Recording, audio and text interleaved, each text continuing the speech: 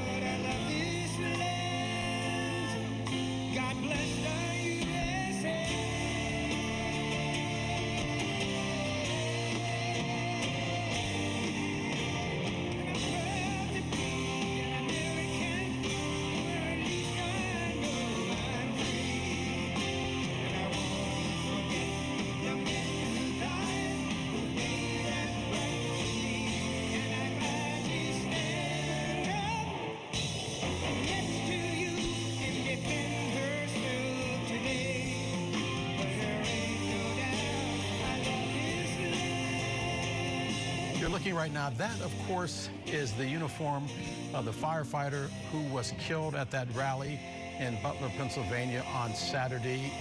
He died, according to all of the witnesses, including the governor of Pennsylvania, who was later briefed on the account, protecting his family, a wife and 2 small children.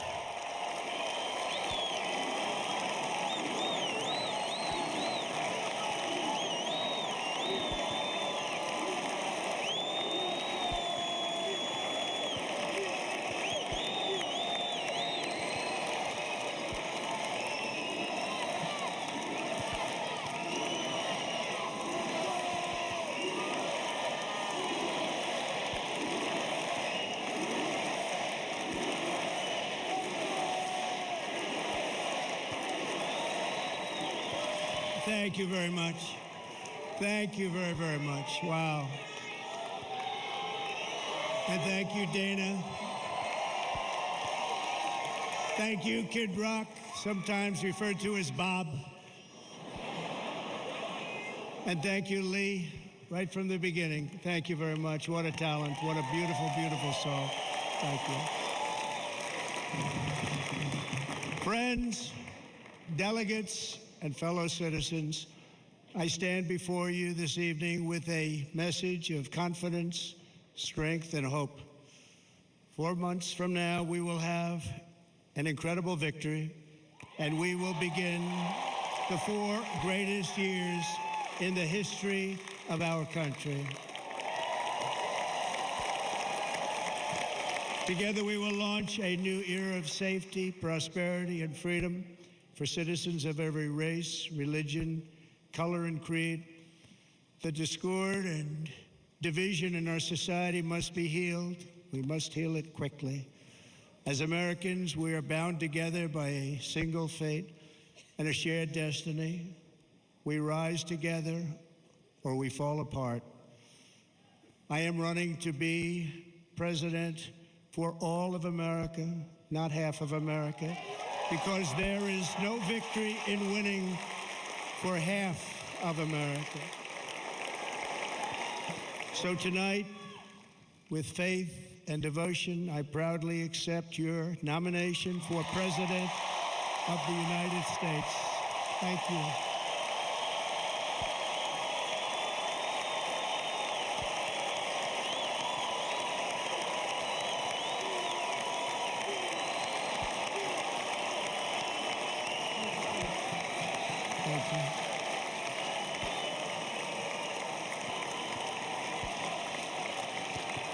Thank you very much.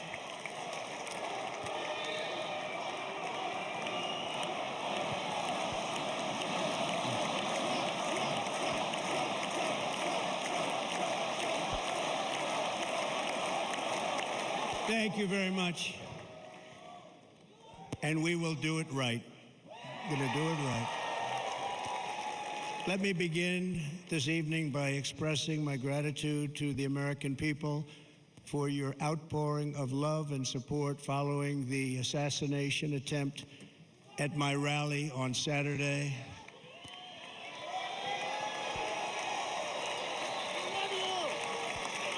As you already know, the assassin's bullet came within a quarter of an inch of taking my life. So many people have asked me, what happened? Tell us what happened, please. And therefore, I will tell you exactly what happened, and you'll never hear it from me a second time because it's actually too painful to tell. It was a warm, beautiful day in the early evening in Butler Township in the great Commonwealth of Pennsylvania. Music was loudly playing, and the campaign was doing really well. I went to the stage, and the crowd was cheering wildly. Everybody was happy. I began speaking very strongly, powerfully, and happily, because I was discussing the great job my administration did on immigration at the southern border. We were very proud of it.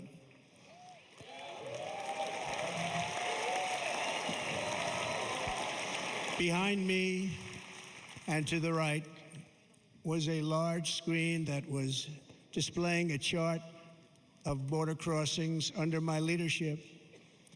The numbers were absolutely amazing. In order to see the chart, I started to, like this, turn to my right and was ready to begin a little bit further turn, which I'm very lucky I didn't do, when I heard a loud whizzing sound and felt something hit me really, really hard on my right ear. I said to myself, wow, what was that? It can only be a bullet. And moved my right hand to my ear, brought it down. My hand was covered with blood, just absolutely blood all over the place. I immediately knew it was very serious, that we were under attack, and in one movement proceeded to drop to the ground. Bullets were continuing to fly as very brave Secret Service agents rushed to the stage, and they really did, they rushed to the stage.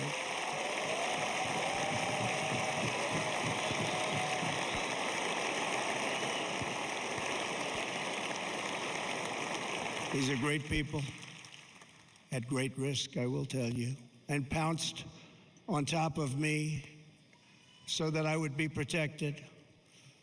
There was blood pouring everywhere, and yet, in a certain way, I felt very safe because I had God on my side.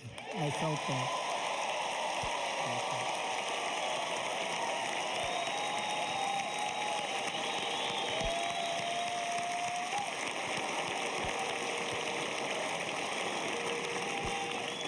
The amazing thing is that prior to the shot, if I had not moved my head at that very last instant, the assassin's bullet would have perfectly hit its mark, and I would not be here tonight. We would not be together.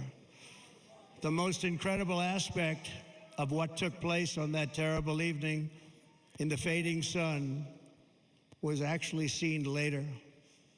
In almost all cases, as you probably know, and when even a single bullet is fired, just a single bullet, and we had many bullets that were being fired, crowds run for the exits or stampede, but not in this case. It's very unusual.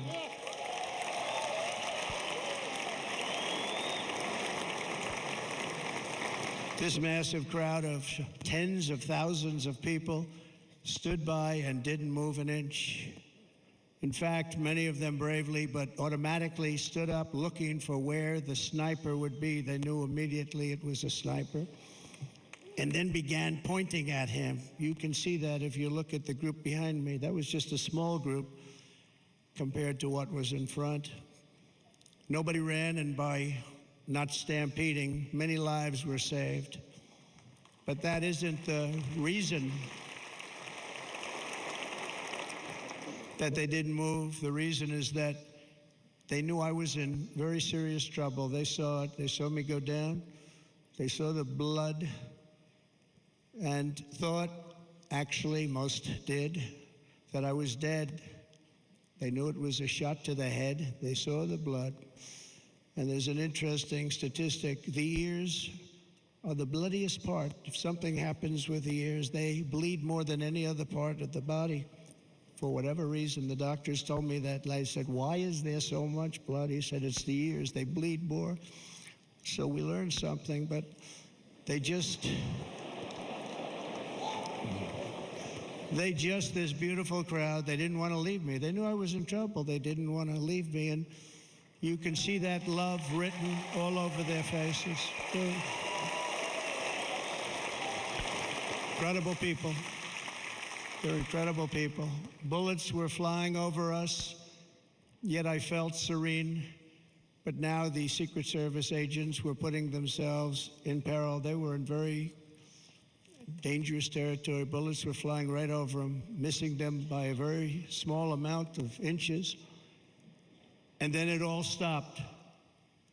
Our Secret Service sniper, from a much greater distance and with only one bullet used, took the assassin's life, took him out.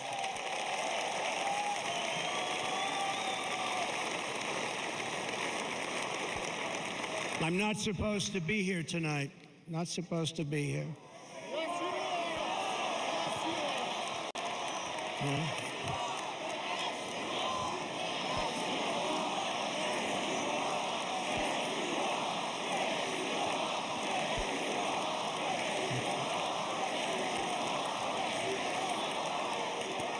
Thank you. But I'm not. And I'll tell you, I stand before you in this arena only by the grace of Almighty God.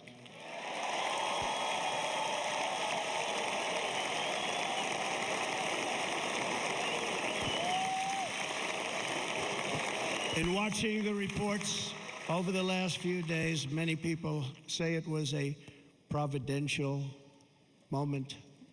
Probably was. When I rose, surrounded by Secret Service, the crowd was confused because they thought I was dead, and there was great, great sorrow. I could see that on their faces as I looked out. They didn't know I was looking out. They thought it was over. But I could see it, and I wanted to do something to let them know I was okay.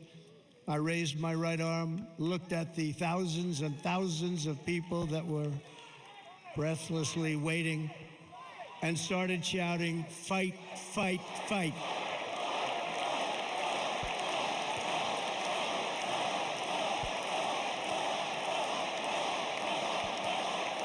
Thank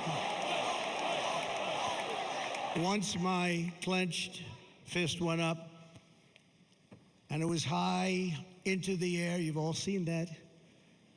The crowd realized I was okay and roared with pride for our country like no crowd I have ever heard before. Never heard anything like it. For the rest of my life, I will be grateful for the love shown by that giant audience of patriots that stood bravely on that fateful evening in Pennsylvania. Tragically, the shooter claimed the life of one of our fellow Americans, Corey Comparator. Unbelievable person, everybody tells me. Unbelievable. And seriously wounded, two other great warriors. Spoke to them today. David Dutch and James Copenhaver, two great people. I also spoke to all three families of these tremendous people. Our love and prayers are with them and always will be. We're never going to forget them. They came for a great rally. They were serious Trumpsters, I want to tell you. They were serious Trumpsters and still are. But Corey, unfortunately, we have to use the past tense. He was incredible. He He was a highly respected former fire chief, respected by everybody. Was accompanied by his wife, Helen, incredible woman. I spoke to her today, devastated, and two precious daughters. He lost his life selflessly, acting as a human shield to protect them from flying bullets. He went right over the top of them and was hit. What a fine man he was.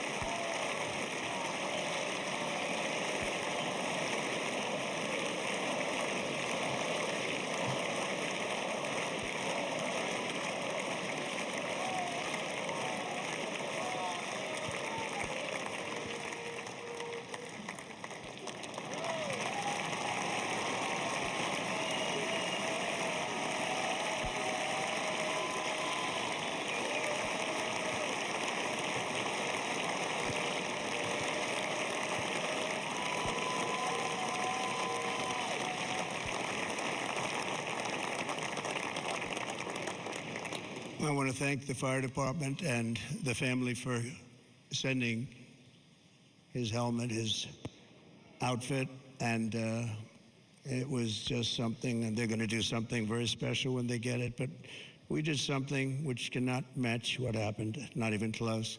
But I am very proud to say that over the past few days, we've raised $6.3 million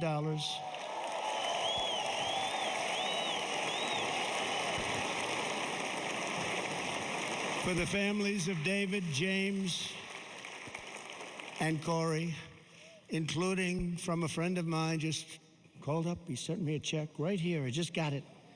$1 million from Dan Newland. Thank you, Dan.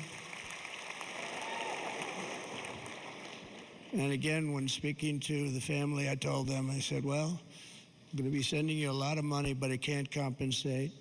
They all said the same thing. You're right, sir. We appreciate so much what you're doing, but nothing can take the place in the case of Corey. And the other two, by the way, they were very, very seriously injured, but now they're doing very well. They're going to be okay. They're going to be doing very well.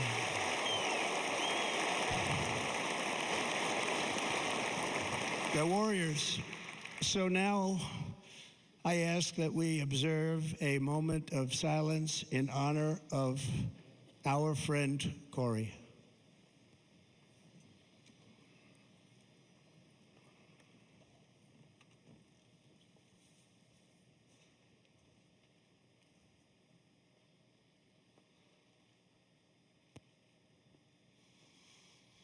There is no greater love than to live his life for others. This is the spirit that forged America in her darkest hours, and this is the love that will lead America back to the summit of human achievement and greatness. This is what we need. Despite such a heinous attack, we unite this evening more determined than ever. I am more determined than ever, and so are you. So is everybody in this room.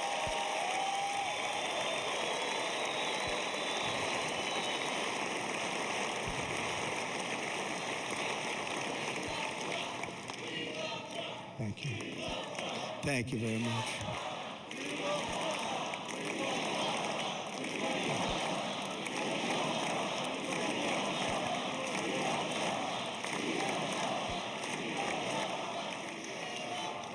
Our resolve is unbroken and our purpose is unchanged to deliver a government that serves the American people better than ever before. Nothing will stop me in this mission because our vision is righteous and our cause is pure. No matter what obstacle comes our way, we will not break, we will not bend, we will not back down, and I will never stop fighting for you, your family, and our magnificent country. Never.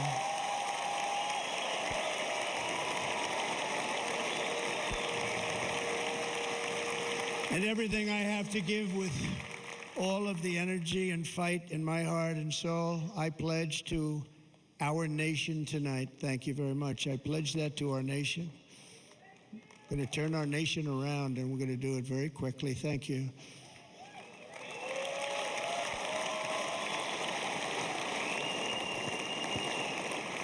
This election should be about the issues facing our country and how to make America successful, safe, free, and great again.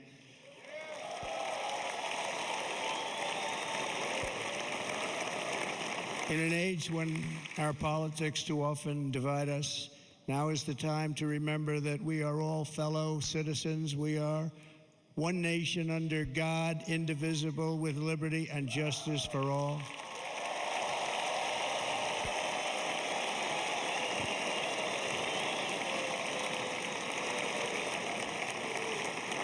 And we must not criminalize dissent or demonize political disagreement, which is what's been happening in our country lately at a level that nobody has ever seen before.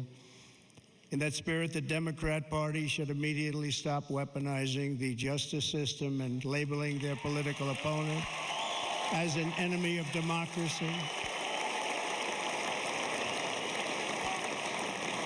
Especially since that is not true. In fact, I am the one saving democracy for the people of our country.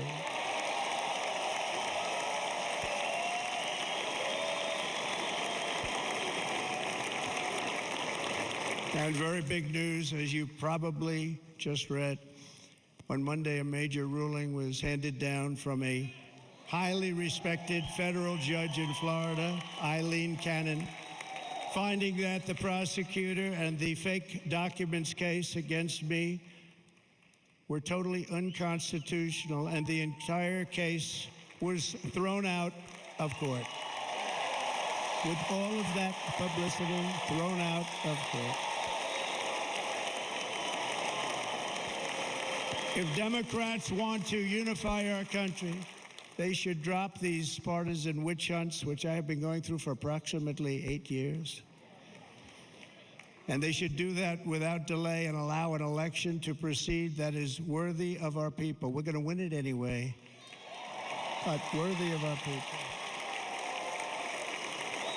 On this journey, I am deeply honored to be joined by my amazing wife, Melania.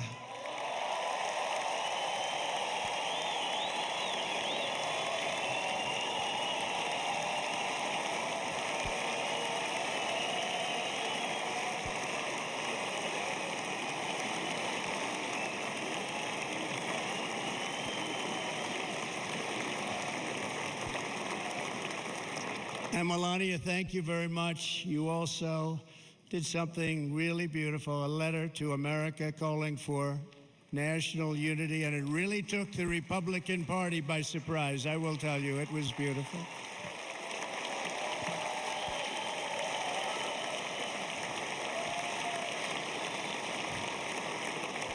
In fact, some very serious people said that we should take that letter and put it as part of the Republican platform. That would be an honor, wouldn't it?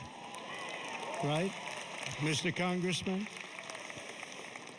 But it captivated so many, so I also want to thank my entire family for being here. Don, Kimberly, Ivanka and Jared, Eric and Lara, Tiffany and Michael, Barron. We love our Barron.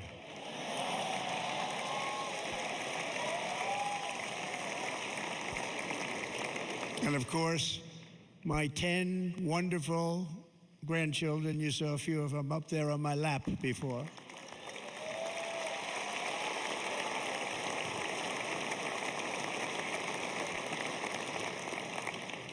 And how good was Dana? Was Dana good? I mean, you know, was he good?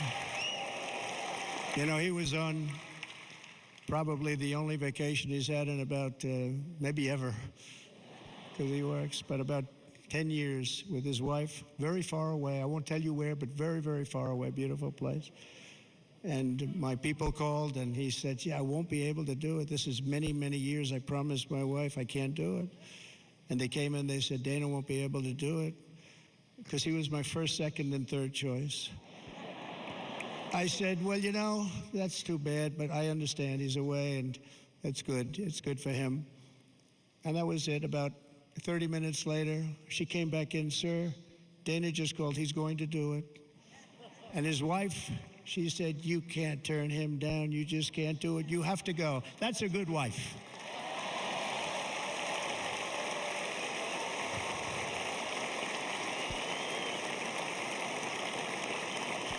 So he got on a plane. He got here a little while ago. Now he's going to get on the plane in a little while, and he's going to go back home to his wife. But they're great, and I just want to thank her and him and their whole family, because that's not easy. And Kid Rock, same thing. Called, he said, I want to be a part of it. I want to be a part, because, you know, Kid does his great song, Big, Big Monster song. I had no idea. You know, he became a friend of mine over the last 10 years. And he's amazing. Everyone loves him. I didn't even know how big he was. You know, he has rallies, 35, 40,000 people he gets every time he goes out. I think he's making so much money, he doesn't know what the hell to do with it. You want to know? And then we have my other friend, and I've known him so long, and we took that song, and it was a big success, but we made that. I saw a chart of great songs to America. That was #1 on the chart recently, #1. So that's Lee Greenwood, very special, beautiful person. He's a beautiful man. But they all wanted to be here. They called. And how about the Hulkster? How good was he? Is he up? Where is he? Boy, oh boy.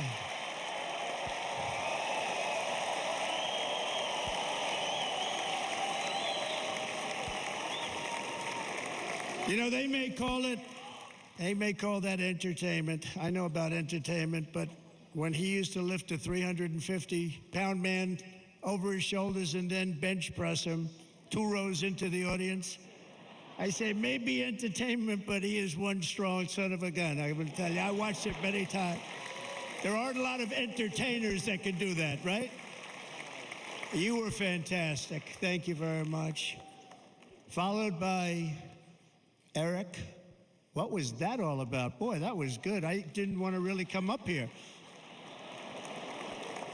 But he was so great, and he's such a good young man. He went through a lot of trouble, and Don last night was incredible. They went through so much trouble. They got subpoenaed more than any people probably in the history of the United States. Every week they get another subpoena from the Democrats, crazy Nancy Pelosi, the whole thing, just boom, boom, boom. They've got to stop that because they're destroying our country. We have to work on making America great again, not on beating people. And we won. We beat them in all. We beat them on the impeachments. We beat them on indictments. We beat them. But the time that you have to spend, if they would devote that genius to helping our country, we'd have a much stronger and better country.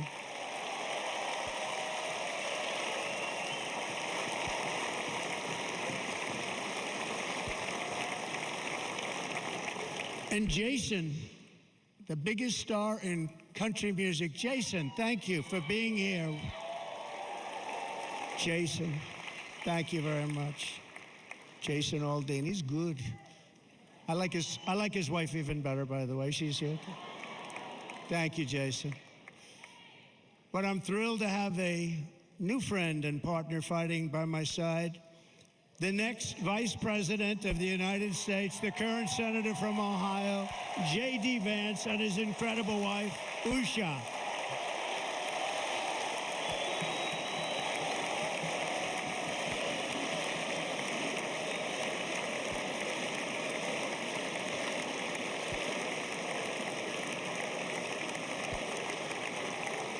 He's going to be a great Vice President. He's going to be great. He'll be with this country and with this movement, greatest movement in the history of our country, Make America Great Again. When they criticize it, they say, we're going to try and stop MAGA. I said, MAGA is Make America Great Again. What are you going to stop? There's nothing to stop. Then they say, oh, that's right. It's very tough to fight it. And all of the people that did try and fight it have failed. But he's going to be with us for a long time, and it was an honor to select him. Great student at Yale. His wife was a great student at Yale. They met at Yale. These are two smart people. So, J.D., you're going to be doing this for a long time. Enjoy the ride.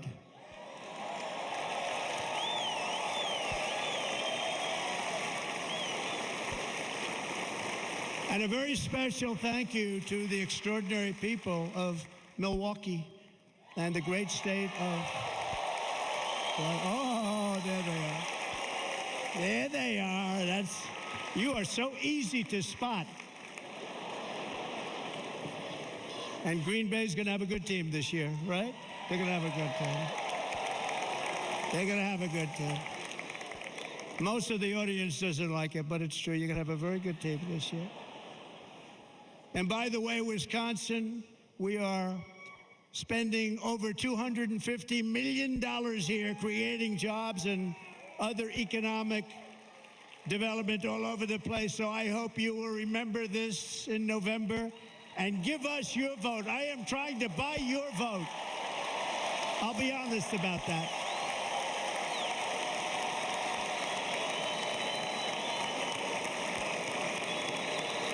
And I promise we will make Wisconsin great again. We're going to make it so. Thank you, Mr. Governor. Thank you very much. Thank you. I'm here tonight to lay out a vision for the whole nation. To every citizen, whether you're a young or old man or woman, Democrat, Republican, or independent, black or white, Asian or Hispanic, I extend to you a hand of loyalty and of friendship. Together we will lead America to new heights of greatness like the world has never seen before. We were right there in the first term. We got hit with COVID. We did a great job. Nobody knew what it was, but nobody's ever seen an economy pre-COVID. And then we handed over a stock market that was substantially higher than just prior to COVID. Coming in, did a great job. Never got credit for that. We got credit for the war and defeating ISIS and so many things, the great economy, the biggest tax cuts ever, the biggest regulation cuts ever, the creation of Space Force, the rebuilding of our military. We did so much. We did so much. Right to try. Right to try is a big deal. We got right to try. They were trying to get that for 52 years. Somebody's terminally ill, and hopefully there's nobody in this audience, but it does happen a lot. They're terminally ill and they can't use our new space age drugs and other things that we are way ahead. We have the greatest doctors in the world, the greatest laboratories in the world, and you can't do it. They've been trying to get that approved for 52 years. Wasn't that easy? The insurance companies didn't want to do it. They didn't want the risk. The labs didn't want to do it because if it didn't work, people are pretty far down the line toward death. They didn't want to do it. The doctors didn't want to have it on their records, so I got everybody into an office. 52 years they tried. Sounds simple, but it's not. And I got them to agree that somebody that needs it will, instead of going to Asia, or Europe, or someplace, or if you have no money going home and dying, just die. We got them to sign an agreement, agree to it, where they're not going to sue anybody. They're going to get all of this stuff. They're going to get it really fast. And what's happened is we're saving thousands and thousands of lives. It's incredible. Right to try. It's a great feeling. Under our leadership, the United States will be respected again. No nation will question our power. No enemy will doubt our might. Our borders will be totally secure. Our economy will soar. We will return law and order to our streets, patriotism to our schools, and importantly, we will restore peace, stability, and harmony all throughout the world. But to achieve this future, we must first rescue our nation from failed and even incompetent leadership. We have totally incompetent leadership. This will be the most important election in the history of our country. Under the current administration, we are indeed a nation in decline. We have an inflation crisis that is making life unaffordable, ravaging the incomes of working and low-income families, and crushing, just simply crushing our people like never before. They've never seen anything like it. We also have an illegal immigration crisis, and it's taking place right now as we sit here in this beautiful arena. It's a massive invasion at our southern border that has spread misery, crime, poverty, disease, and destruction to communities all across our land. Nobody's ever seen anything like it. Then there's an international crisis, the likes of which the world has seldom been part of. Nobody can believe what's happening. War is now raging in Europe and the Middle East. A growing specter of conflict hangs over Taiwan, Korea, the Philippines, and all of Asia. And our planet is teetering on the edge of World War III. And this will be a war like no other war because of weaponry. The weapons are no longer army tanks going back and forth shooting at each other. These weapons are obliteration. It's time for a change. This administration can't come close to solving the problems. We're dealing with very tough, very fierce people. They're fierce people. And we don't have fierce people. We have people that are a lot less than fierce, except when it comes to cheating on elections and a couple of other things. Then they're fierce. Then they're fierce. So tonight, I make this pledge to the great people of America. I will end the devastating inflation crisis immediately, bring down interest rates, and lower the cost of energy. We will drill, baby, drill.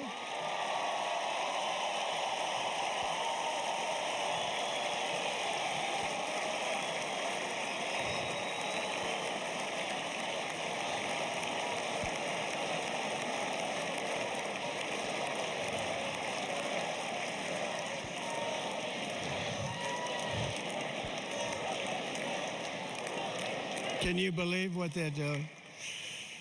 But by doing that, we will lead a large-scale decline in prices. Prices will start to come down. Energy raised it. They took our energy policies and destroyed them. Then they immediately went back to them, but by that time, so much was lost. But we will do it at levels that nobody's ever seen before, and we'll end lots of different things. We'll start paying off debt and start lowering taxes even further. We gave you the largest tax cut. We'll do it more. You know, people don't realize I brought taxes way down, way down, and yet we took in more revenues the following year than we did when the tax rate was much higher. Most people said, how did you do that? Because it was incentive. Everybody was coming to the country. They were bringing back billions and billions of dollars into our country. The companies made it impossible to bring it back. The tax rate was too high, and the legal complications were far too great. I changed both of them, and hundreds of billions of dollars by Apple and so many other companies was brought back into our nation, and we had an economy the likes of which no nation had ever seen. China, we were beating them at levels that were incredible. And they know it. They know it. We'll do it again, but we'll do it even better. I will end the illegal immigration crisis by closing our border and finishing the wall, most of which I've already built.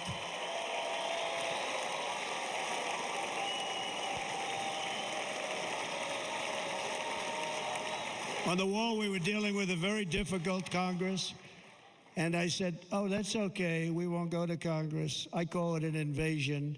We gave our military almost $800 billion. I said, I'm going to take a little of that money because this is an invasion. And we built, most of the wall is already built. And we built it through using the funds because what's better than that? We have to stop the invasion into our country that's killing hundreds of thousands of people a year. We're not going to let that happen. I will end every single international crisis that the current administration has created, including the horrible war with Russia and Ukraine, which would have never happened if I was president, and the war caused by the attack on Israel, which would have never happened if I was president. Iran was broke. Iran had no money. Now Iran has $250 billion. They made it all over the last 2.5 years. They were broke. I watched the other day on a show called Deface the Nation. Has anyone seen it? And they had a congressman who was a Democrat say, well, whether you like him or not, Iran was broke dealing with Trump. I told China and other countries, if you buy from Iran, we will not let you do any business in this country, and we will put tariffs on every product you do send in of 100% or more.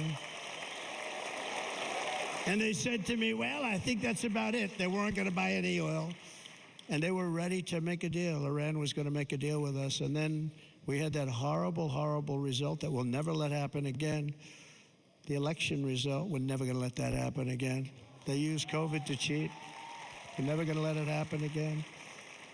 And they took off all the sanctions, and they did everything possible for Iran. And now Iran is very close to having a nuclear weapon, which would have never happened. This is a shame what this administration, the damage that this administration has done. And I say it often, if you took the 10 worst presidents in the history of the United States, think of it, the 10 worst, added them up, they will not have done the damage that Biden has done. Only going to use the term once. Biden. I'm not going to use the name anymore, just one time. The damage that he's done to this country is unthinkable. It's unthinkable. Together we will restore vision, strength, competence, and we're going to have a thing called common sense making most of our decisions, actually. It's all common sense. Just a few short years ago, under my presidency, we had the most secure border and best economy in the history of our country, in the history of the world. We had the greatest economy in the history of the world. We had never done anything like it. We were beating every country, including China, by leaps and bounds. Nobody had seen anything like it. We had no inflation, soaring incomes were going. Nobody can believe it. You can't believe what happened 4 years ago is happening now in reverse.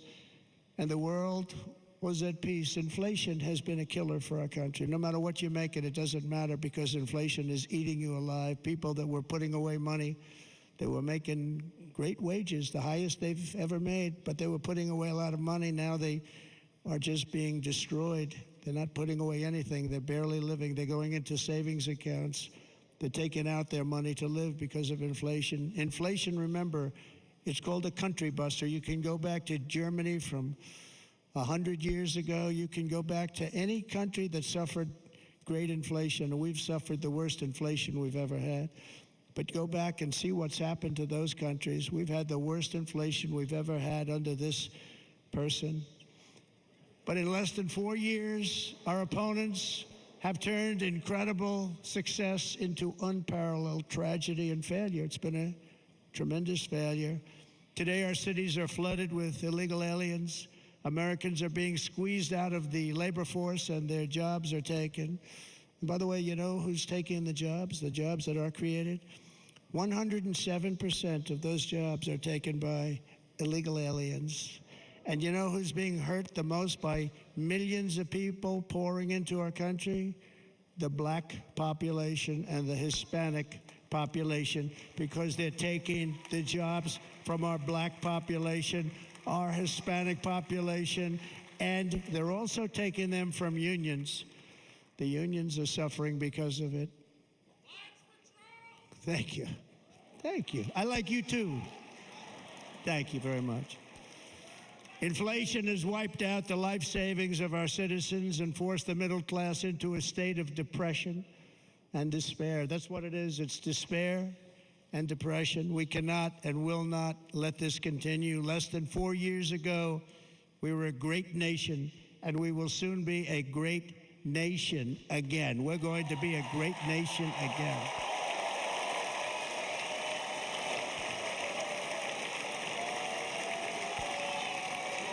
Thank you. With proper leadership, every disaster we are now enduring will be fixed, and it will be fixed very, very quickly. So tonight, whether you've supported me in the past or not, I hope you will support me in the future, because I will bring back the American dream. That's what we're going to do. You don't even hear about the American dream anymore. With great humility, I am asking you to be excited about the future of our country. Be excited. Be excited.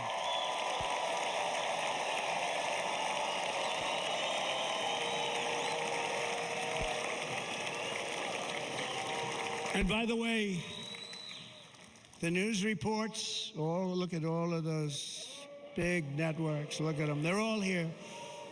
But every one of them has said this could be the most organized, best run, and most enthusiastic convention of either party that they've ever seen. Every single one.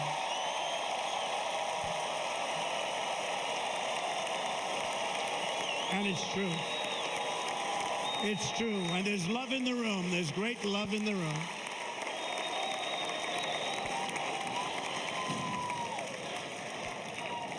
So I better finish strong.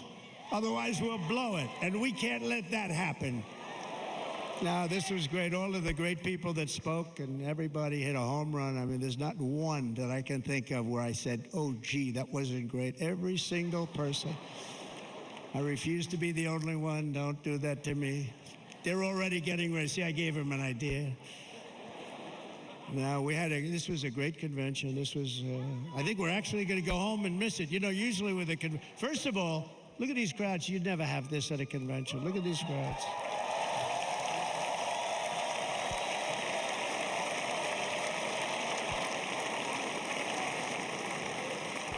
Love, it's about love. This week, the entire Republican Party has formally adopted an agenda for America's renewal, and you saw that agenda, and it's very short compared to the long, boring, meaningless agendas of the past, including the Democrats. They write these things that are hundreds of pages long, and they never read them after they're done.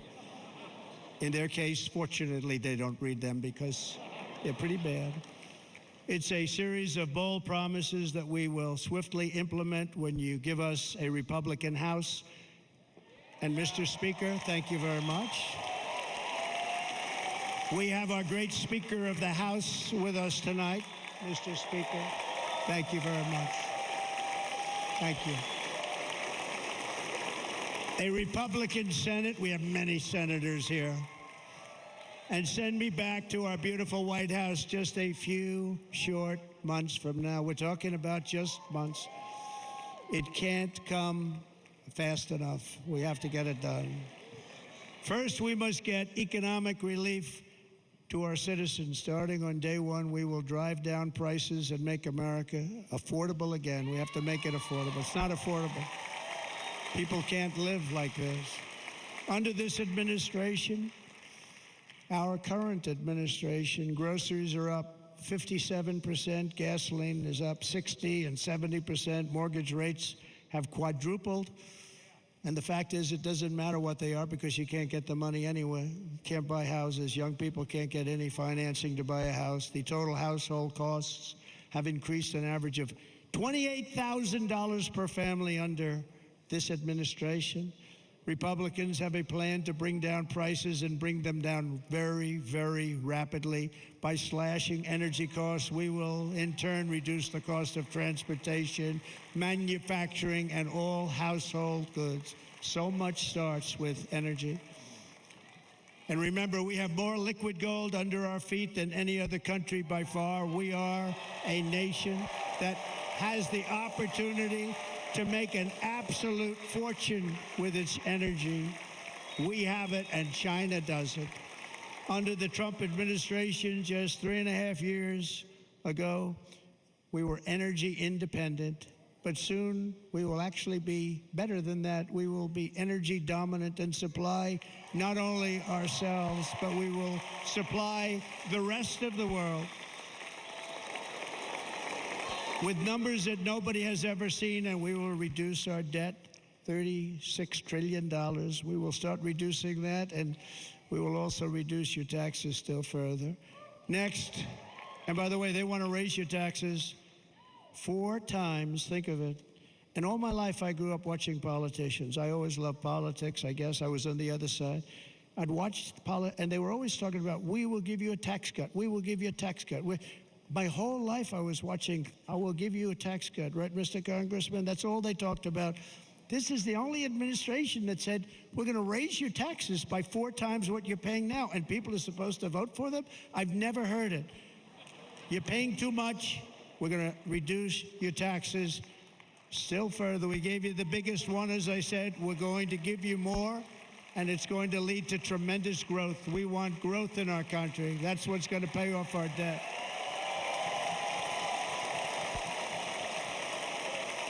And next, we will end the ridiculous and actually incredible waste of taxpayer dollars that is fueling the inflation crisis. They've spent trillions of dollars on things having to do with the Green New Scam. It's a scam. And that's caused tremendous inflationary pressures in addition to the cost of energy. And all of the trillions of dollars that are sitting there not yet spent, we will redirect that money for important projects like roads, bridges, dams, and we will not allow it to be spent on meaningless Green New Scam ideas.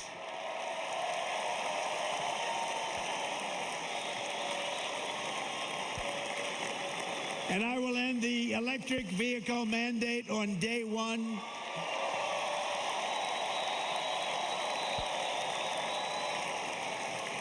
Thereby saving the U.S. auto industry from complete obliteration, which is happening right now, and saving U.S. customers thousands and thousands of dollars per car.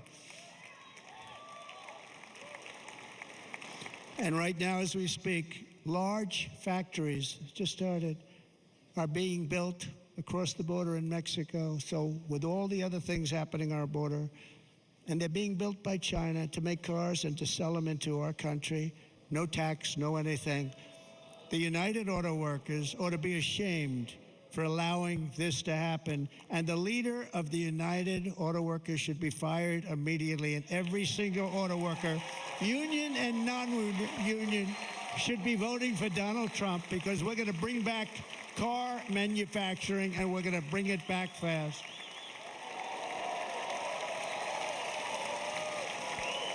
They're building some of the largest auto plants anywhere in the world. Think of it, in the world. We're going to bring it back. We're going to make them. We don't mind that happening, but those plants are going to be built in the United States, and our people are going to man those plants.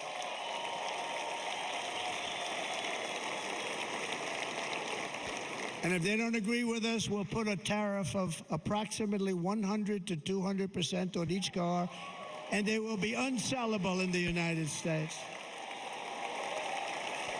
We have long been taken advantage of by other countries. And think of it, oftentimes these other countries are considered so-called allies. They've taken advantage of us for years. We lose jobs, we lose revenue, and they gain everything and wipe out our businesses, wipe out our people. I stopped it for 4 years. I stopped it. And we're really ready to make changes like nobody had seen before. And remember, USMCA, I got rid of NAFTA, the worst trade deal ever made, and replaced it with USMCA, which is, they say, the best trade deal ever made. Actually, probably the best trade deal was the deal I made with China, where they buy $50 billion worth of our product. They were buying nothing. They buy $50 billion worth. They had to. But I don't even talk about it because of COVID. I don't even mention it, frankly, because of what happened with the China virus.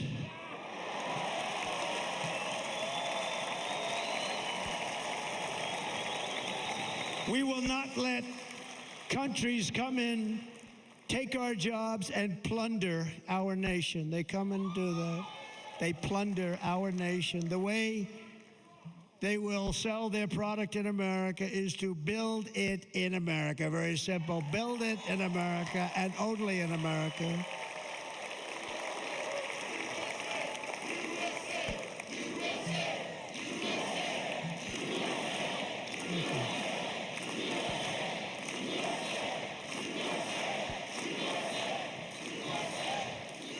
And this very simple formula, and Congress has to go along with us, and they will.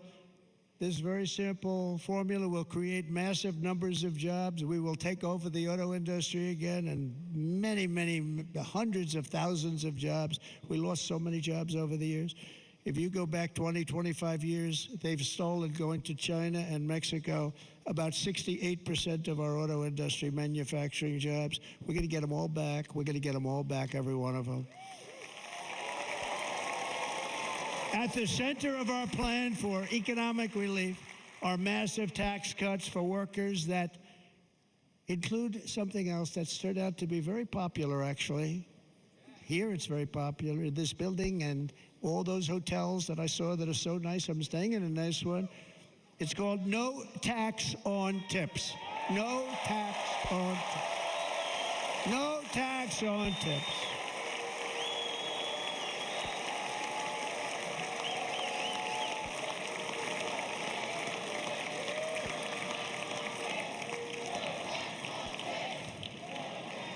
I got that by having dinner recently in Nevada, where we're leading by about 14 points.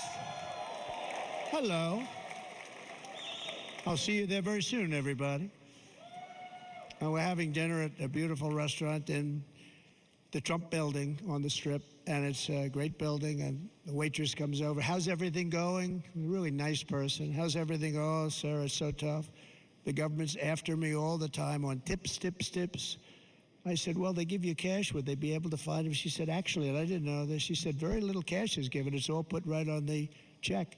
And they come in and they take so much of our money, it's just ridiculous. And they don't believe anything we say. And they've just hired, as you know, 88,000 agents to go after him even more.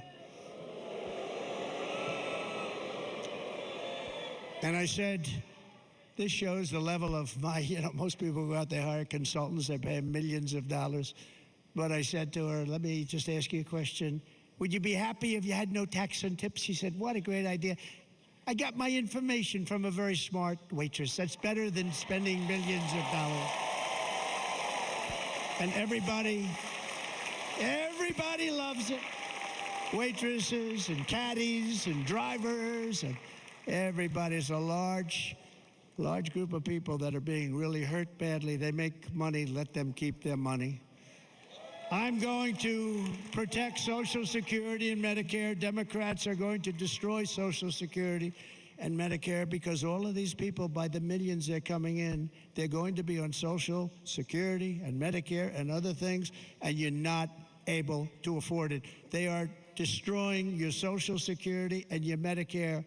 Under my plan, incomes will skyrocket, inflation will vanish completely, jobs will come roaring back, and the middle class will prosper like never, ever before, and we're going to do it very rapidly.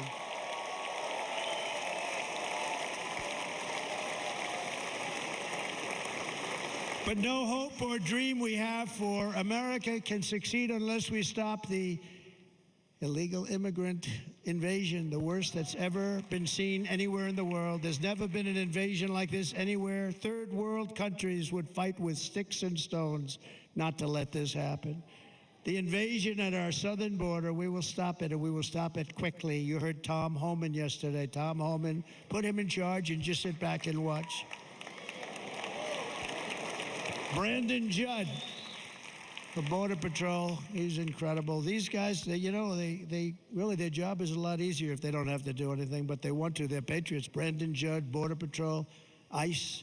ICE goes out. You have to see what ICE does with MS-13. You have these are probably the worst gang, and ICE goes in there. And I know a lot of people in these rows here, and they're very tough people, but they don't want to do this job. They'll go into a pack of MS-13 killers. They're the worst. Probably the worst gangs in the world, and we have thousands of them. I moved thousands and thousands out in my 4 years. We moved them out, and it was a pleasure, but ICE would go right into a pack of these killers, and you see fists flying, you see everything flying, and then they take them. They put them in a paddy wagon. They take them back, and they get them out of our country, and the other countries weren't accepting them back, and I called up, and I said, tell them that we're not giving them economic aid anymore. And the next day, I got calls from all of these countries that were terminated. Billions of dollars we spend on economic aid to countries that does us, frankly, no good. And the next day, I was called by everybody. I couldn't take all the calls. Sir, what's the problem? I said, you won't take your killers back that you sent in caravans into America. You won't take them back. Well, sir, if you'd like us to, we would give very serious consideration to doing that. And within 24 hours, they were being taken back. For years and years, when I first came in, they said President Obama tried to get him to go back, and they wouldn't accept him. They'd put planes on the runway so you couldn't leave the plane. They'd close the road so you couldn't take the buses. They'd all have to turn back. As soon as I said no more economic aid of any kind to any country that does that, they called back and they said, sir, it would be our great honor to take MS-13. We love them very much. We love them very much, sir. We'll take them back. At the heart of the Republican platform is our pledge to end this border nightmare and fully restore the sacred and sovereign borders of the United States of America, and we're going to do that on day one.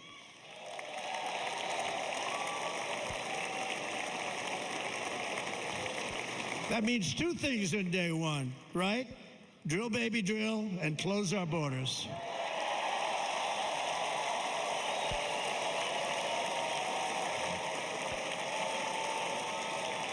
And by the way, and I think everybody as a Republican, as a patriot in this room, and most Democrats, we want people to come into our country, but they have to come into our country legally. Legally. Less than 4 years ago, I handed this administration the strongest border in American history. But you can see on the chart that saved my life, that was the chart that saved my life. I said, look it, I'm so proud of it. I think it's one of the greatest, it was done by the Border Patrol, one of the greatest charts I've ever seen. It showed everything just like that. You know the chart. Oh, there it is. That's pretty good. Wow. Last time I put up that chart, I never really got to look at it. But without that chart, I would not be here today.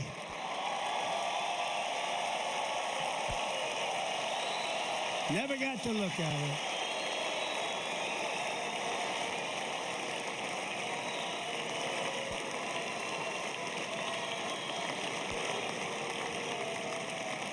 I said, you got to see this chart. I was so proud of it, and by the time I got to there, I never got to see it that day. But I'm seeing it now, and I was very proud. If you look at the arrow on the bottom, that's the lowest level, the one on the bottom, heavy red arrow. That's the lowest level of illegal immigrants ever to come into our country in recorded history, right there. Right there. And that was my last week in office. And then you see what happened after I left. Look at the rest. And if you go out a little bit further, it's getting to be a little bit old, but I love it anyway, right? But you can go much higher with those numbers. Look what happened right after that. The invasion began. We had the opposite. We stopped the invasion. But the invasion that we stopped was peanuts by comparison to what happened after I left. Look at what happened after I left. They took over our country. We ended all catch and release. We shut down asylum fraud. We stopped human trafficking and forged historic agreements to keep illegal aliens on foreign soil. We want them to stay on their soil. Under the Trump administration, if you came in illegally, you were apprehended immediately and you were deported. You went right back. The current administration terminated every single one of those great Trump policies that I put in place to seal the border. I wanted a sealed border. Again, come in, but come in legally. You know how unfair it is? So many people, hundreds of thousands of people, have been working for years to come into our country. And now they see these people pour into our country at levels that are unprecedented. It's so unfair. And we're not going to do it. We're not going to stand for it. They suspended wall construction, ended remain in Mexico. We had a policy, remain in Mexico. You think that was easy to get from the Mexican government? But I said, you must give it to us. If you don't give it to us, there will be repercussions. And they gave it to us, but not easy. Canceled our Safe Third agreements, demolished Title 42, implemented nationwide catch and release. That's catch and release, where we catch them and release them into our country. We catch them and release them into Mexico. There's a slight difference. And took 93, this is the previous administration, 93 executive actions to throw open our border to the world. The entire world is pouring into our country because of this very foolish administration. The greatest invasion in history is taking place right here in our country. They are coming in from every corner of the earth, not just from South America, but from Africa, Asia, the Middle East. They're coming from everywhere. They're coming at levels that we've never seen before. It is an invasion indeed, and this administration does absolutely nothing to stop them. They're coming from prisons. They're coming from jails. They're coming from mental institutions and insane asylums. You know, the press is always on me because I say this. Has anyone seen Silence of the Lambs? The late, great Hannibal Lecter. He'd love to have you for dinner. That's insane asylums. They're emptying out their insane asylums. And terrorists are coming in at numbers that we've never seen before. Bad things are going to happen. Meanwhile, our crime rate is going up while crime statistics all over the world are going down because they're taking their criminals and they're putting them into our country. A certain country, and I happen to like the president of that country very much, but he's been getting great publicity because he's a wonderful shepherd of the country. He says how well the country's doing because their crime rate is down. And he said he's training all of these rough people. They're rough. He's training them. And I've been reading about this for 2 years. I think, oh, that's wonderful. Let's take a look at it. But then I realized he's not training them. He's sending all of his criminals, his drug dealers, his people that are in jails, he's sending them all to the United States. And he's different in that he doesn't say that. He's trying to convince everybody what a wonderful job he does in running the country. Well, he doesn't do a wonderful job.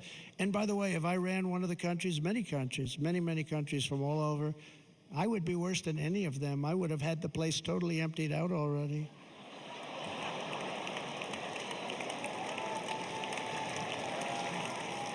But we become a dumping ground for the rest of the world, which is laughing at us. They think we're stupid. And they can't believe that they're getting away with what they're getting away with, but they're not going to be getting away with it for long. That's what I can tell you.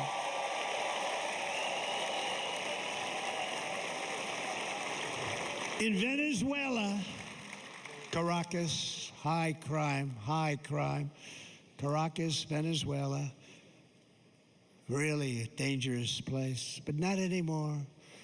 Because in Venezuela, crime is down 72%. In fact, if they would ever win this election, I hate to even say that, we will have our next Republican convention in Venezuela because it will be safe.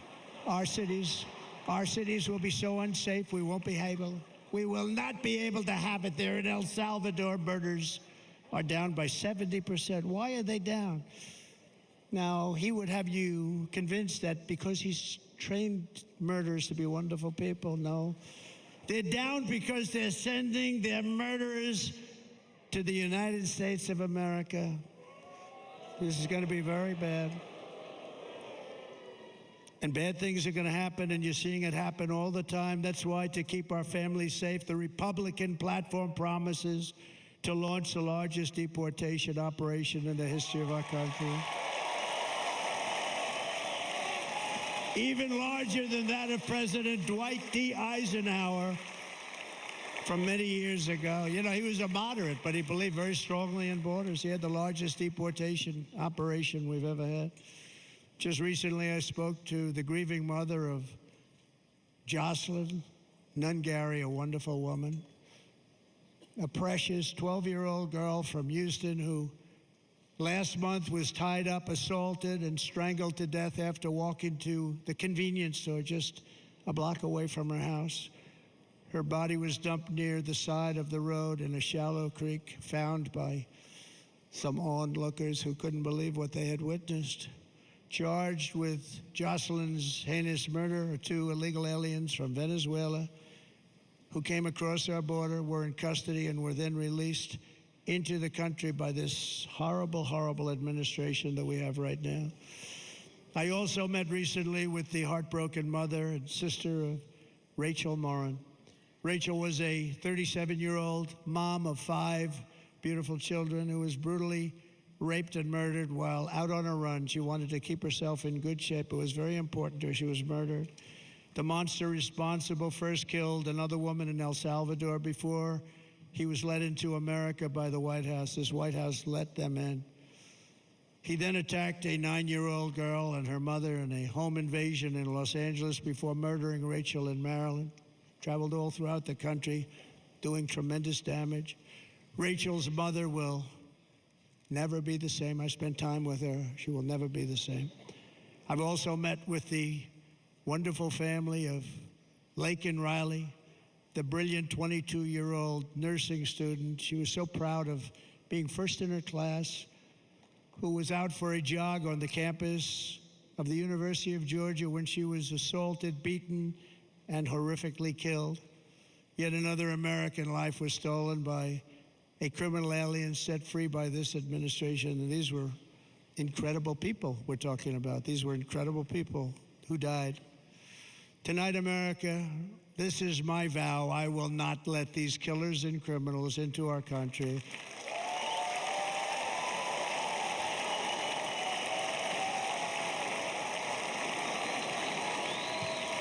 I will keep our sons and daughters safe. As we bring security to our streets, we will help bring stability to the world. I was the first president in modern times to start no new wars. You know, we were the toughest, we were the most respectful. And you saw this. Hungry, strong country, run by very powerful, tough leaders. Tough guy. Press doesn't like him because he's tough. And he came out recently. They were asking him at an interview, the whole world is exploding. What's happening? What's going on? Viktor Orban, Prime Minister of Hungary, very tough man. He said, I don't want people coming into my country and blowing up our shopping centers and killing people. But they said to him, tell us what's going wrong, what's happening, what is it? He said, there's only one way you're going to solve it. You got to bring President Trump back to the United States because he kept everybody at bay. See? He used a word I wouldn't use because I can't use that word, because you'd say it was braggadocious. The press would say he was a braggart. I'm not a braggart. But Viktor Orban said it. He said Russia was afraid of him. China was afraid of him. Everybody was afraid of him. Nothing was going to happen. The whole world was at peace. And now the world is blowing up around us. All of these things that you read about were not going to happen. Under President Bush, Russia invaded Georgia. Under President Obama, Russia took Crimea. Under the current administration, Russia is after all of Ukraine. Under President Trump, Russia took nothing.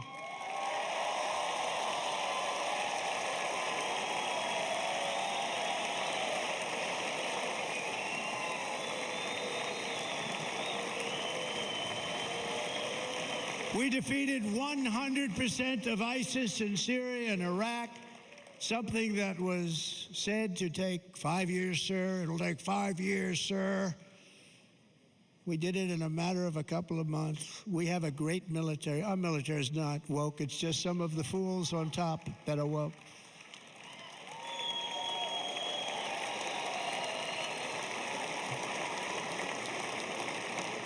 I got along very well. North Korea, Kim Jong-un, I got along very well with him. The press hated when I said that. How could you get along with him? Well, you know, it's nice to get along with somebody who has a lot of nuclear weapons or otherwise, isn't it?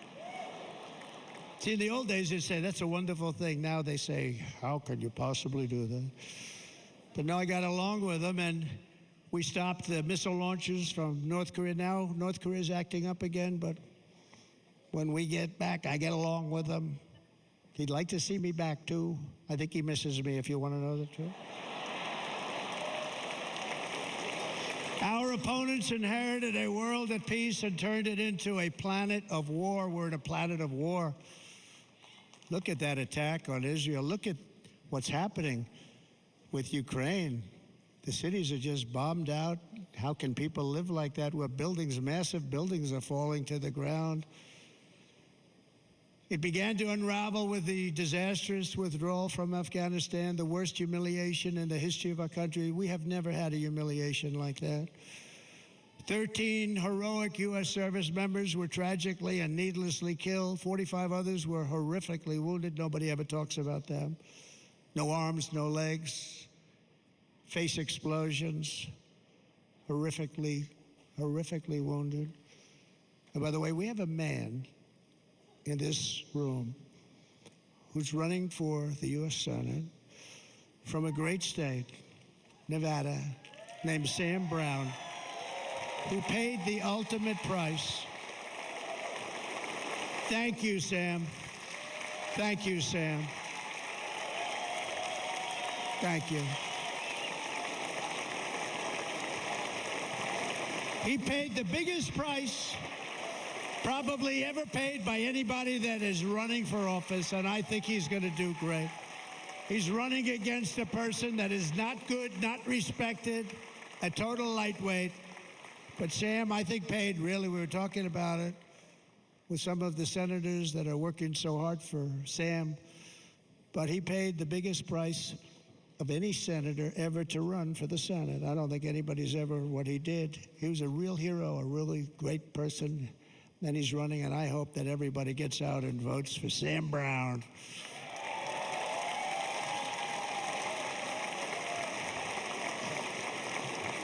And we also left behind $85 billion worth of military equipment, along with many American citizens were left behind.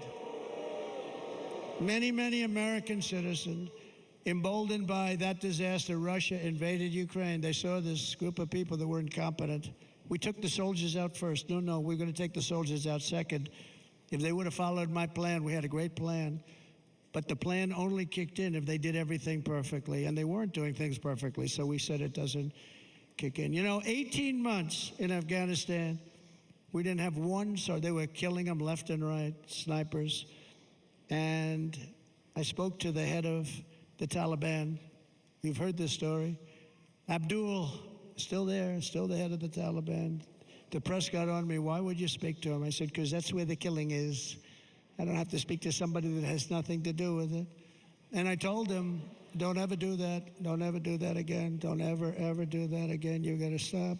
Because during the Obama administration, many great people and soldiers, but a lot of soldiers were being killed from long distance.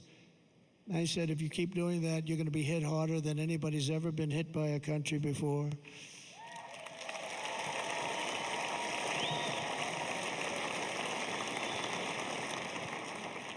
And he said, I understand, Your Excellency. He called me Your Excellency. I wonder if he calls the other guy Your Excellency. I doubt it. The other guy gave him everything. I mean, what kind of a deal was that? He walked out, gave him everything. Do you know that right now Afghanistan is one of the largest sellers of weapons in the world? They're selling the brand new, beautiful weapons that we gave them. But think of it. He actually said to me, but why do you show me a picture of my home? I said, you'll have to ask your people or one of your wives. But he could figure it out. And for 18 months, we had not one attack on an American soldier by the Taliban. 18 months.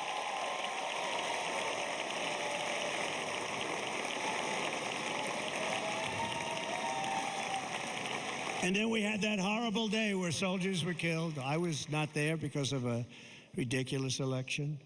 But we had that horrible attack. And they also gave up Bagram, one of the biggest bases anywhere in the world, air bases anywhere in the world, the longest runways, most powerful, hardened, thickened runways. We gave it up, and I liked it, not because of Afghanistan. I liked it because of China. It's 1 hour away from where China makes their nuclear weapons. And you know who has it now? China has it now. We were keeping that. And now China is likewise circling Taiwan, and Russian warships and nuclear submarines are operating 60 miles off the coast in Cuba. Do you know that? No, the press refuses to write about it. If that were me running this country and we had nuclear submarines in Cuba, I will tell you that the headlines every day would be, what's wrong with our president? You don't even hear this. You're not hearing about this. Russia has nuclear submarines and warships 60 miles away, Mr. Congressman, from Miami, by the way, happens to be here, correct? In Cuba. And that would not be stood for if it were somebody else. They don't want to mention it, but now maybe they will. And the entire world, I tell you this, we want our hostages back, and they better be back before I assume office. Well, you will be paying a very big price.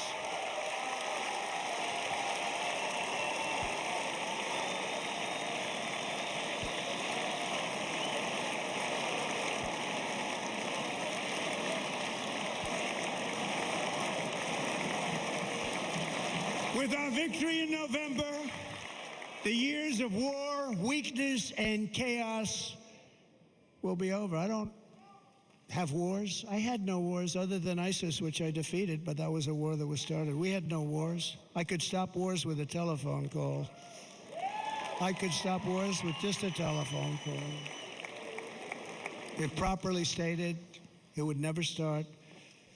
We will replenish our military and build an Iron Dome missile defense system to ensure that no enemy can strike our homeland. And this great Iron Dome will be built entirely in the USA. We're going to build it in the USA. And Wisconsin, just like I gave you that massive ship contract, and you're doing a very nice job, Governor, right? Thank you, Governor. And they're doing a great job. In fact, I had a little design change, and we gave them a tremendous for essentially what we used to call destroyers. These are now the most beautiful. They look like yachts. I said, we have to take the bow, and we have to make it a little nicer and a little point at the top instead of a flat nose. And the people at the shipyard said, this guy sort of knows what he's doing. We have the most beautiful ships, right, Governor? And everybody sitting over there. And it was a big contract that everybody wanted. I gave it to Wisconsin, but we're going to have a lot of that built right here in the state of Wisconsin and all other states. Israel has an Iron Dome. They have a missile defense system. 342 missiles were shot into Israel, and only one got through a little bit. It was badly wounded. It fell to the ground, but most of them are. And Ronald Reagan wanted this many years ago, but we really didn't have the technology many years ago. Remember, they called it Starship, spaceship, anything to mock him. But he was a very good president, very, very good. But now we have unbelievable technology. And why should other countries have this and we don't? No, we're going to build an Iron Dome over our country, and we're going to be sure that nothing can come and harm our people. And again, from an economic development standpoint, we're going to make it all right here. No more sending it out to other countries in order to help. It's America first. America first. We will unleash the power of American innovation. And as we do, we will soon be on the verge of finding the cures to cancer, Alzheimer's disease, and many other diseases. We're going to get to the bottom of it.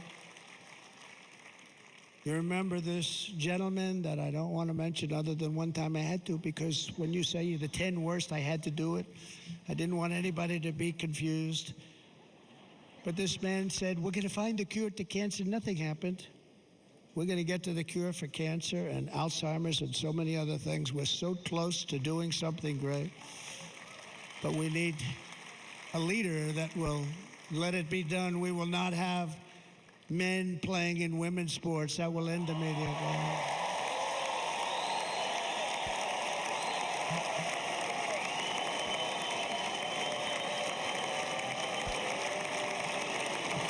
And we will restore and renovate our nation's once great cities, making them safe, clean, and beautiful again. And that includes our nation's capital, which is a horrible killing field. So many things. They leave from Wisconsin, they go to look at the Washington Monument, they end up getting stabbed, killed, or shot. We will be very soon very proud of our capital, again, Washington, D.C.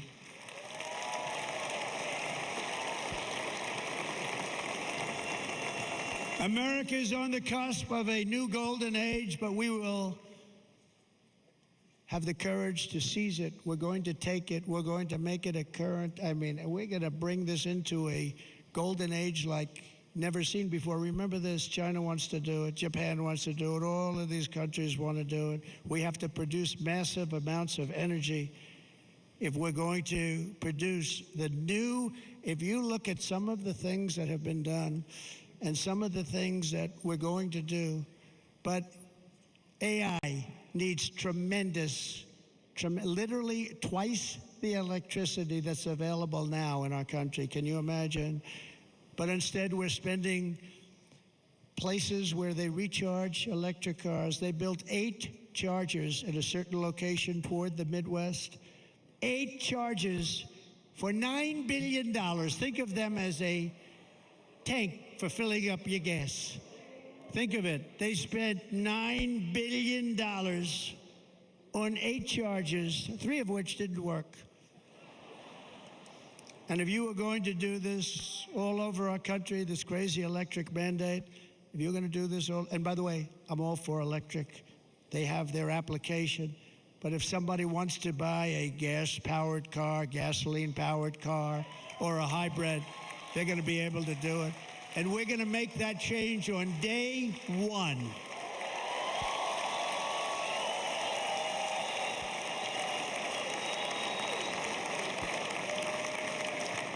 So to conclude, just a few short days ago, my journey with you nearly ended. We know that. And yet, here we are tonight, all gathered together, talking about the future, promise, and a total renewal of a thing we love very much. It's called America. We live in a world of miracles. None of us knows God's plan or where life's adventure will take us. I want to thank Franklin Graham for being here tonight. He's an outstanding man. He wrote me a note recently. I have a lot of respect for him.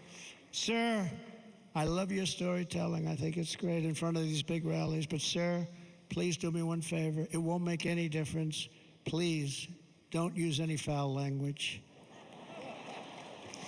I was a little embarrassed. I said, he said, it won't make any difference. Actually, it does. The story's not quite as good, but I've been very good. The story is not quite as good, to be honest. I've got to have a little talk with Franklin, but he was great. He's a great gentleman. His father was so incredible, Billy Graham.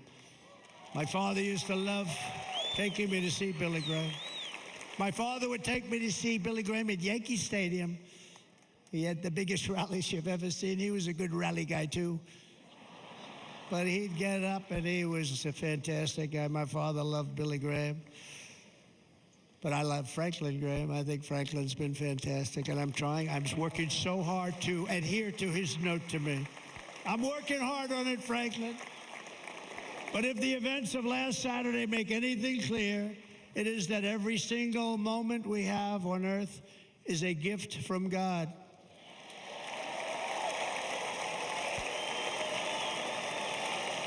We have to make the most of every day for the people and for the country that we love. The attacker in Pennsylvania wanted to stop our movement, but the truth is the movement has never been about me. It has always been about you. It's your movement. It's the biggest movement in the history of our country by far. Can't be stopped. It can't be stopped. It has always been about the hardworking, patriotic citizens of America. For too long, our nation has settled for too little. We settled for too little. We've given everything to other nations, to other people. You've been told to lower your expectations and to accept less for your families. I am here tonight with the opposite message. Your expectations are not big enough. They're not big enough. It is time to start expecting and demanding the best leadership in the world, leadership that is bold, dynamic, relentless, and fearless. We can do that. We are Americans. Ambition is our heritage. Greatness is our birthright. But as long as our energies are spent fighting each other, our destiny will remain out of reach, and that's not acceptable. We must instead take that energy and use it to realize our country's true potential and write our own thrilling chapter of the American story. We can do it together. We will unite. We are going to come together, and success will bring us together.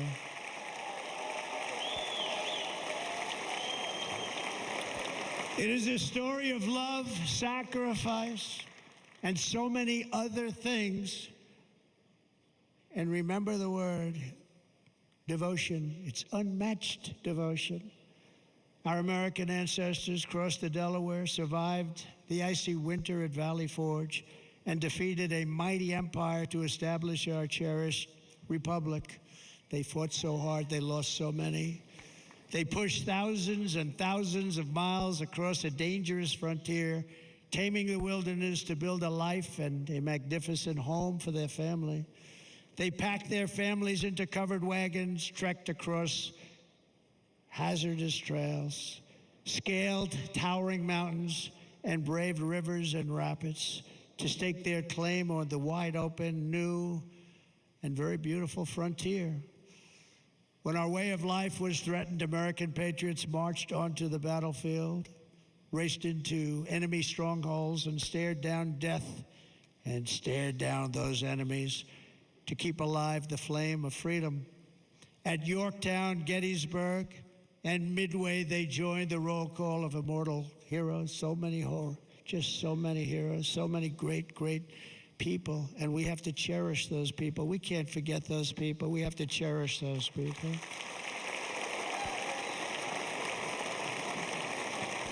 And building monuments to those great people is a good thing, not a bad thing. They saved our country. No challenge was too much. No hardship was too great.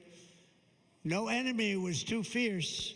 Together, these patriots soldiered on and endured, and they prevailed because they had faith in each other, faith in their country, and above all, they had faith in their God.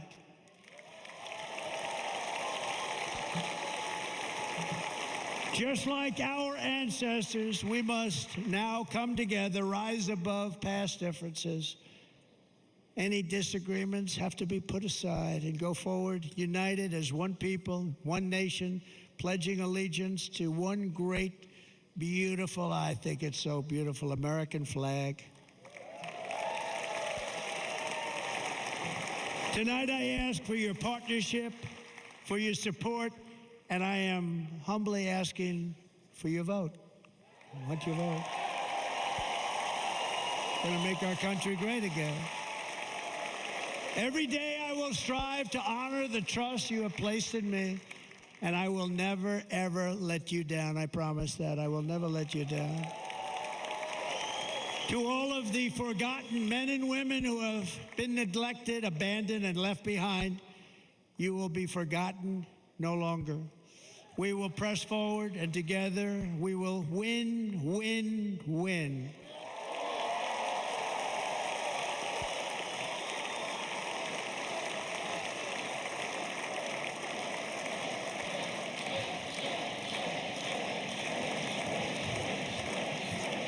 Win, win, win, win, win, win. Nothing will sway us, nothing will slow us, and no one will ever stop us. No matter what dangers come our way, no matter what obstacles lie in our path, we will keep striving toward our shared and glorious destiny, and we will not fail. We will not fail. Together, we will save this country. We will restore the republic, and we will usher in the rich and wonderful tomorrows that our people so truly deserve. America's future will be bigger, better, bolder, brighter, happier, stronger, freer, greater, and more united than ever before.